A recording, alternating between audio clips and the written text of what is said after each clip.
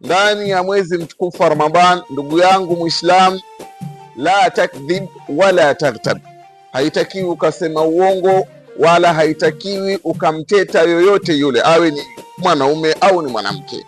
Lakini la taghdhabi wa anta saim, ukitaka funga yako iwe vizuri, usichukie, usikasirike na hali ya kuwa wewe ni mwenye kufanyeje, mwenye kufunga. Lakini jambo lingine la tatu, la tudayyi waqtaka fima la yanfa'u, usipoteze muda wako katika yale yasiyonufaisha. Kwa mfano, unapoteza muda wako kwenda kuangalia mpira, unapoteza muda wako kwa kucheza karata, unapoteza muda wako kwa kucheza game. Haya yote la yanfa'u. Kwa hiyo la tudayyi waqtaka fima la yanfa'u, usipoteze muda wako katika yale ambayo hayanufaishi. Lakini jambo lingine la nne, la tataakhari an sala, ndani ya huu mwezi mtukufu wa Ramadhani, ndugu yangu Muislamu, usicheleweshe swala.